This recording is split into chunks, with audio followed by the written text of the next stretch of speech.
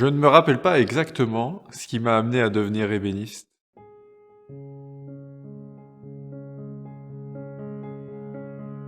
Ce qui était attirant, je pense probablement, dans ce métier, c'est l'idée que c'est un métier d'art avec une base historique de l'histoire de l'art très solide.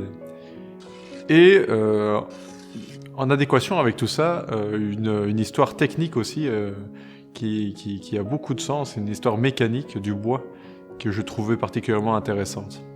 Puis évidemment la perspective quand on est jeune aussi de créer un jour ou l'autre quelque chose avec ses compétences, le jour où on est apte à le faire. Ouais. Bonjour, je m'appelle Alexandre Tchéky, je suis ébéniste et créateur de meubles. J'ai fait le Tour de France pendant 8 ans et j'ai vécu ce que vivent les jeunes sur le Tour de France, c'est-à-dire voyager pour apprendre vraiment. Donc l'idée c'est de changer de ville chaque année et d'apprendre avec un maître ses techniques finalement, puis finalement remplir sa valise de savoir comme ça au fur et à mesure. Et c'est vrai que ça permet de diversifier énormément ses connaissances, d'avoir beaucoup de points de vue différents, donc beaucoup de remises en question aussi.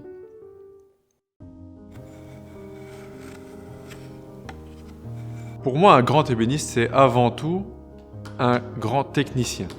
Quelqu'un qui maîtrise vraiment la technique et qui sait systématiquement utiliser la bonne façon de faire, puisque chaque meuble est différent. Donc s'adapter finalement chaque fois à chaque défi technique avec la bonne méthode, vraiment. C'est ça un ébéniste, c'est avant tout un grand technicien plus que quelqu'un de créatif. L'avantage d'avoir évidemment plus de connaissances techniques, c'est de ne pas devoir se restreindre dans ses dessins.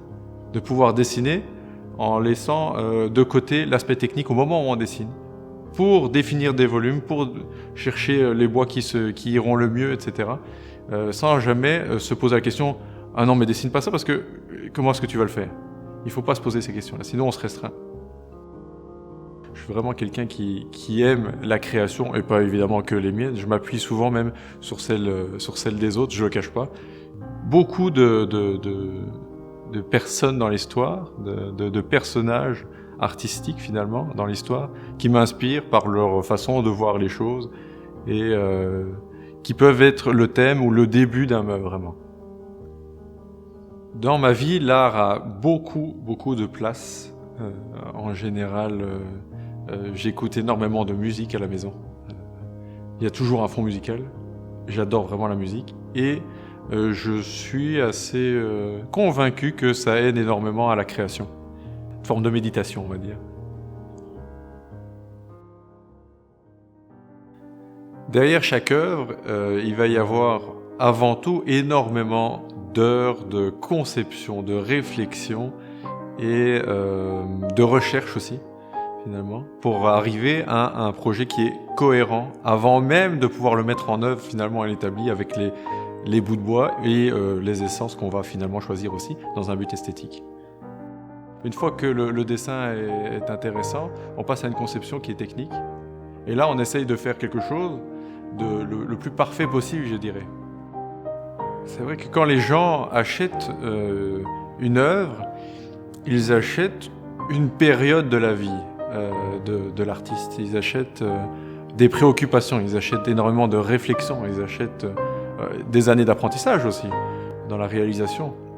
Et ils s'achètent éventuellement une part du concept de la perfection. Ce qui me rend particulièrement heureux dans la conception de mes meubles, c'est l'idée de passer du dessin à la réalisation, de faire d'une idée une réalité, quelque chose de tangible, de construit de matière. S'il devait y avoir de la magie sur cette planète, je pense que ça passerait un peu par là, vraiment. C'est très simple, moi j'adore faire ça. J'aime beaucoup faire ça. J'ai plaisir à fabriquer, à usiner le bois, à diversifier justement chaque fois les commandes, etc. Repartir systématiquement sur des nouveaux défis esthétiques et donc techniques. C'est ça qui fait le plus clair de ma vision finalement de mon travail. C'est pourquoi j'aime persévérer là-dedans finalement. parce que je reste absolument convaincu qu'il n'y a absolument aucun art sans technique.